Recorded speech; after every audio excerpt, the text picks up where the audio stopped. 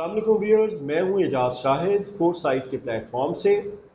Four site ایک real estate marketing, research اور trainings مہیا کرنے والی کمپنی ہے۔ فور سائٹ کے پلیٹ فارم سے ہم آپ کو پرووائڈ کرتے ہیں ٹروتھ بیسڈ، ان بائزڈ اور آبجیکٹیو انفارمیشن۔ سیدھا راستہ کے نام سے جو ویڈیو سیریز ہم نے سٹارٹ کی، اس کے پہلے سیشن کے ساتھ ہم حاضر ہیں۔ تو ہمارا سب سے پہلا سوال ہے مفتی محمد عامر صاحب سے کہ مفتی صاحب، اسلام میں رزق حلال کی یا رزق کمانے کی کیا اہمیت ہے؟ وعلیکم السلام ورحمۃ اللہ وبرکاتہ۔ اجازت صاحب، انسان کی بنیادی ضرورتوں میں ایک اہم ضرورت جو ہے وہ ہے رزق کا حصول ہے۔ انسان، یہ رزق کیا ہے؟ رزق کہتے ہیں اس کی کھانے پینے کی ضرورت کو، اس کے پہننے کی ضرورت کو، وہ ضروریات کی جو انسان کے جسم کے ساتھ وابستہ ہوں، انسان کی زندگی کے ساتھ وابستہ ہوں، تو جو چیزیں وابستہ ہیں یا جن کی ضرورت ہے ان کو رزق کہا جاتا ہے۔ یہ ان چیزوں کا حصول، ان کو کیسے حاصل کیا جائے، شریعت نے ہمیں اس بارے میں بڑی اہم اور واضح ہدایات دی ہیں۔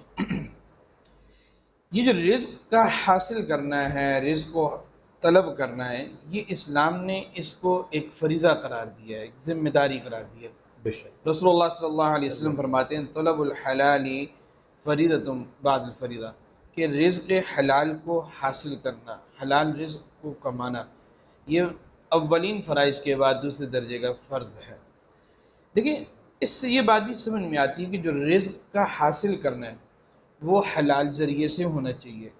حرام ذریعے سے یا غلط ذریعے سے یا ان اسلامک ذریعے سے حاصل کرنا، اس کو اسلام الاؤ نہیں کرتا، اللہ جل شانہ اس کو پسند نہیں کرتے۔ ایک دفعہ سرکار دو عالم صلی اللہ تعالی علیہ وسلم نے حضرات صحابہ کرام رضی اللہ عنہ کے سامنے یہ آیت پڑھی، یا ایھا الرسل کلوا من الطیبات واعملوا صالحا، کہ اے رسولو، حلال اور پاکیزہ مال کھاؤ اور نیک اعمال کرو۔ اس آیت کے ضمن میں سرکار دو عالم صلی اللہ تعالی علیہ وسلم نے ارشاد فرمایا کہ اللہ جل شانہ پاک ہے اور پاکیزہ چیزوں کو ہی قبول فرماتے ہیں اور پاکیزہ چیزوں کو پسند فرماتے ہیں۔ اور سرکار دو عالم صلی اللہ تعالی علیہ وسلم فرماتے ہیں کہ جس شخص نے حلال مال حاصل کیا، پھر اس کو اپنے پہننے پر یا اپنے کھانے پر خرچ کیا یا اپنے اللہ کے کسی دیگر مخلوق پر اس کو خرچ کیا، تو فرمایا کہ یہ اس کے حق میں صدقہ ہو جائے گا۔ اور اس کے بالمقابل کہ سرکار دو عالم صلی اللہ تعالی علیہ وسلم فرماتے ہیں کہ انسان کا منہ میں خاک ڈال لینا یہ بہتر ہے کہ وہ حرام ذریعے سے حاصل کردہ وہ چیز کو منہ میں ڈالیں۔ تو اس سے یہ بات سمجھ میں آتی ہے، جتنی احادیث آپ کے سامنے پیش کی ہیں۔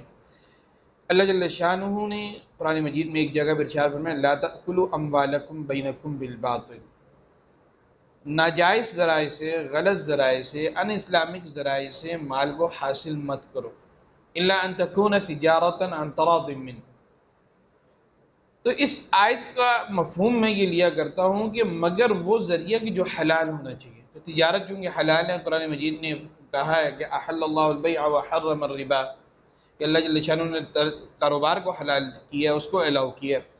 تو کاروبار کے ذریعے حاصل کردہ مال سے مراد یہ ہے کہ بھئی حلال طریقے سے، اور وہ حلال ذریعے سے جب حاصل کردہ مال ہر انسان کی اپنی ذمہ داری ہے۔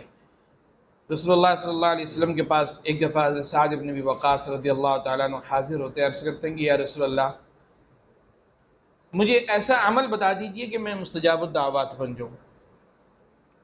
سرکار دو عالم صلی اللہ تعالیٰ علیہ وسلم فرمایا کہ اپنے کھانے کو حلال کر لو۔ مستجاب الدعوات اس شخص کو کہتے ہیں کہ جو اللہ سے دعا مانگے اور اس کی دعا فوراً قبول ہو جائے۔ تو رسول اللہ صلی اللہ علیہ وسلم نے دعاؤں کی قبولیت کو لیے جو شرط قرار دی ہے یا جو بات لازمی قرار دی ہے وہ یہ کہ حلال مال کا حصول۔ میں نے پیچھے ایک آیت بھی آپ کو سنائی ہے، یا ایھا الرسل کلوا من الطیبات واعملوا صالحا۔ علماء اس آیت کی تفسیر میں لکھتے ہیں کہ اللہ جل شانہ نے اپنے انبیاء کو حکم دیا ہے کہ حلال مال کھاؤ، اور فرماتے ہیں کہ اس آیت سے یہ بات سمجھ میں آتی ہے کہ یہ حلال کمانا اتنا اہم عمل ہے کہ اللہ جل شانہ نے براہ راست انبیاء کرام علیہ السلام کو حکم دیا، حالانکہ جن سے یہ بات مطلب ہم ایکسپیکٹ امید یا شبہ تک بھی نہیں ہو سکتا کہ یہ حرام ذرائع کی طرف جائیں گے، تو اہمیت بتلانے کے لیے ان کو براہ راست حکم دیا۔ اور اس کے بعد دوسرا نقطہ علماء نے اس آیت کے ضمن میں یہ لکھا ہے کہ وَعْمَلُوا صَالِحًا، پہلے حلال کھانے کا حکم ہے اور پھر نیک اعمال کا حکم ہے۔ تو فرمایا کہ اس سے یہ بات سمجھ میں آتی ہے کہ نیک اعمال کی توفیق حلال کھانے کی برکت سے ہی ممکن ہے۔ سبحان تو اس سے ان تمام آیات سے، ان تمام احادیث سے ہمیں اس سے اندازہ لگانا چاہیے کہ ہمیں حلال کھانے کی، حلال کمانے کی، حلال کو حاصل کرنے کی جدوجہد کرنی چاہیے، کوشش کرنی چاہیے۔ سرکار دو عالم صلی اللہ تعالیٰ علیہ وسلم ایک دفعہ صحابہ کرام رضی اللہ عنہ کے ساتھ تشریف فرماتے ہیں، سامنے سے ایک نوجوان گزرتے ہیں، چست بدن تھا، صحت مند انسان تھے۔ صحابہ نے عرض کیا کہ یا رسول اللہ، اگر یہ نوجوان میدان جہاد میں ہوتا تو کتنا اچھا لگتا۔ تو سرکار دو عالم صلی اللہ علیہ وسلم نے فرمایا کہ بھائی اگر تو یہ حلال کمانے نکلا ہے تو یہ اللہ کے راستے میں ہے، سبحان اگر یہ اس لیے نکلا ہے کہ میں کسی کی سامنے اپنی ضرورت کے وقت ہاتھ نہ پھیلاؤں، اس کے لیے کوشش کر رہا ہے، تو یہ اللہ کے راستے میں، یہ اپنے والدین کو، اپنے زیر کفالت افراد کو دست سوال سے بچانے کے لیے، ان کی ضروریات کو پورا کرنے کے لیے گھر سے نکلا ہے، تو یہ اللہ کے راستے میں یعنی کہ جہاد فی سبیل اللہ کر رہا ہے۔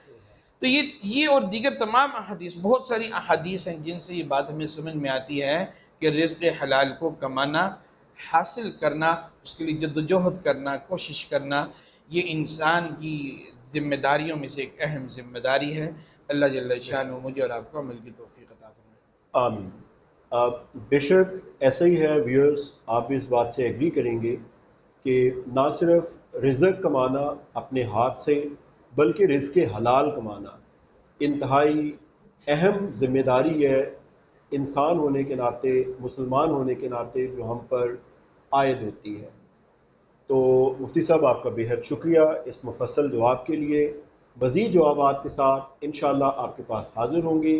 دیکھتے رہیے ہمارا چینل فور سائٹ، لائک کرنا اور اس کو کمنٹ کرنا۔ اگر آپ کوئی جوابات جاننا چاہتے ہیں اس کے لیے کمنٹ کیجئے، ہم انشاءاللہ آپ کو اس کے جوابات دیں گے، اور اپنے فرینڈ اور فیملی ممبرز کے ساتھ اس کو شیئر کرنا مت بھولیے۔ السلام علیکم۔